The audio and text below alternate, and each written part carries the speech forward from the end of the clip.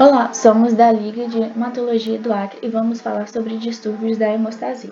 Esse tema será dividido em 3 partes e iniciarei falando um pouco sobre plaquetas, coagulação do sangue e hemostasia. A resposta hemostática normal ao dano vascular depende da interação íntima entre parede vascular e as plaquetas circulantes e os fatores de coagulação do sangue. Um mecanismo eficiente e rápido para estancar o sangramento em locais de lesão vascular é essencial à sobrevida. No entanto, essa resposta necessita ser estritamente controlada para evitar desenvolvimento de coágulos extensos e desfazê-los após a reparação desse dano. Desse modo, o sistema hemostático é o equilíbrio entre mecanismos pró-coagulantes e anticoagulantes, aliado a um processo de fibrinólise. Os 5 principais componentes envolvidos são as plaquetas, os fatores de coagulação, os inibidores de coagulação, componentes de mecanismos fibrinolíticos e os vasos sanguíneos. A produção plaquetária, né?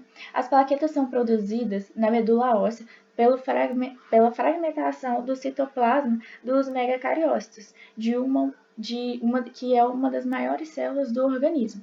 Então, o megacariócito ele tem uma origem mieloide, que dará origem às plaquetas. Aqui a gente tem os megacariócitos, onde vão sofrer uma granulação e depois uma fragmentação, onde será originado as plaquetas. As plaquetas, no caso, né, elas se formam pela fragmentação das extremidades das extensões do citoplasma do megacariócito. O principal regulador da produção das plaquetas é a trombopoetina, e ela é produzida pelo fígado e pelos rins. E a trombopoetina, ela aumenta o número e o ritmo de maturação desses megacariócitos.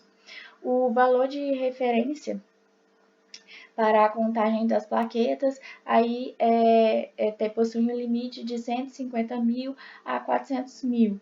E a sobrevida média é de 7 a 10 dias, sendo a sua principal função o tampão plaquetário, tampão mecânico, né? E até 1/3 das plaquetas produzidas pela medula óssea podem ser retiradas do baço normal, mas a retenção pode chegar a 90% dos casos de esplenomegalia maciça.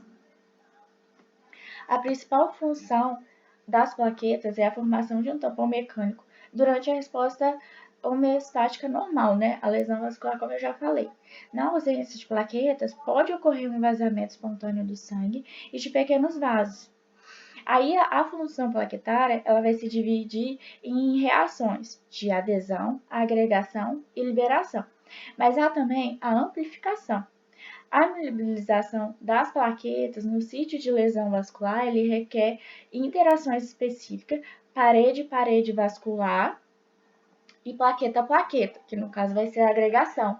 E ambas são mediadas pelo fator de von Willebrand. Bom, o fator de von Willebrand ele está envolvido na adesão e dependente das condições do fluxo de plaquetas à parede vascular e de outras plaquetas, que no caso vai ser a agregação. E ele também transporta o fator 8. No caso, a ligação da glicoproteína GP1B com o fator de von Willebrand, leva à adesão do subendotélio e também expõe os sítios GP2B e G3A de ligação com o fibrinogênio e o fator de von Willebrand, e causando a agregação plaquetária. O sítio GP1A permite a adesão direta ao colágeno e também explora o sítio de ligação da GP3B e da GP2B e da GP3A. Agora, a amplificação, a liberação e a amplificação. A ativação primária, por vários agonistas, induz uma sinalização intravascular, levando à liberação do conteúdo dos grânulos alfa. Esse desempenha um papel, isso daí desempenha um papel importante na formação e na estabilização de agregados plaquetários. E além disso, o ADP liberado dos grânulos densos desempenha um papel importante de retroalimentação, no caso um feedback do estímulo à ativação plaquetária.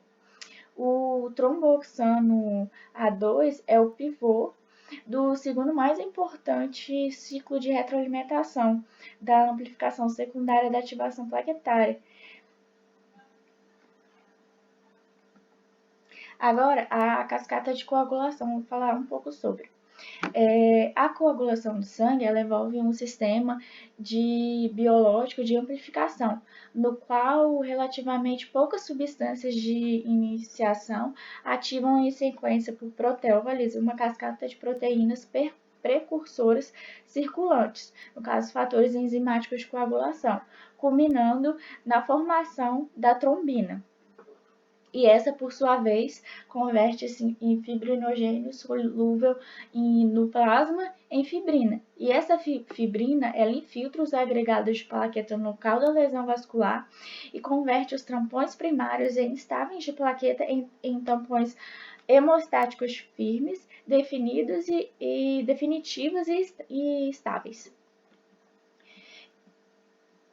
Aí a gente tem, aqui é dividido a cascata de coagulação em via extrínseca, no qual a gente tem a lesão vascular, vai ativar o fator tissular, e esse vai ativar, vai vir o 7, fator 7 ativado, e vai formar o complexo fator tissular 7 ativado.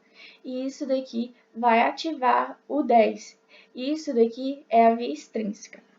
Temos também a via intrínseca. Aqui é a via extrínseca e aqui temos a via intrínseca. No caso, teremos o fator 11. Aqui vai ser o fator 12 que vai ativar, vai virar o fator 11 ativado. E vai vir o fator 9 e também vai ativar o 10. No caso, isso daqui vai ser a via intrínseca. E aqui a gente tem a via comum, que no caso vai ser a formação da fibrina, para fazer o tampão definitivo. A gente tem o 10, ele vai ajudar a trombina 2 em se transformar em trombina, que no caso vai formar o fibrinogênio. A trombina vai fazer o fibrinogênio formar um monômero de fibrina. E isso vai gerar, esse monômero de fibrina depois vai formar um polímero que vai formar a fibrina estável. Aí a gente tem a resposta plaquetária, a resposta homeostática,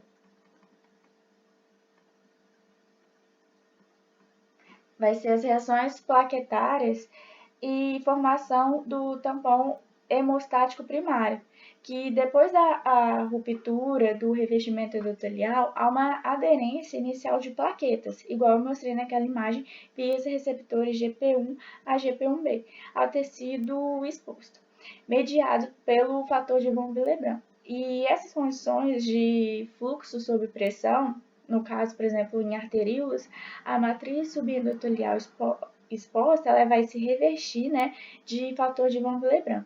Aí a exposição ao colágeno e a geração de trombina pela ativação do fator tecidual produzido pelo sítio de lesão fazem as plaquetas aderentes a liberarem conteúdo dos grânulos, e isso daí vai ativar a síntese de prostaglandinas, levando à formação do tromboxano A2. O ATP liberado provoca o engurgitamento e agregação dessas plaquetas. As plaquetas, elas vão rolando no sentido do fluxo sobre o fator de von Willebrand exposto, e aí vai ter, com a ativação dos receptores GP2B e 3A, igual eu mostrei naquela imagem, vai se aderir de modo mais firme. E as plaquetas adicionais de sangue circulante vão sendo atraídas para a região da lesão, sendo assim formando a agregação. Essa agregação contínua de plaquetas promove o crescimento do plantão hemostático, o qual cobre o tecido conectivo exposto. O tampão hemostático primário instável produzido por essas reações de plaquetas já no final do primeiro minuto da lesão costuma ser suficiente para controlar para controlar temporariamente o sangramento. O aumento estreitante localizado na atividade plaquetária pelo ADP e pelo tromboxana 2 resulta em uma massa plaquetária suficiente para cobrir a área de lesão endotelial. Então, a gente também tem uma limitação fisiológica da coagulação do sangue. A coagulação descontrolada do sangue causaria uma oclusão perigosa dos vasos sanguíneos e aí ocasionaria uma trombose. Aí, por isso, a gente tem mecanismos protetores, como a inibição de fatores de coagulação, diluição pelo fluxo sanguíneo e fibrinólise, para não deixar que ocorra trombose. Aí a gente tem os inibidores dos fatores de coagulação, que é importante que o efeito da trombina ele seja limitado no local da lesão.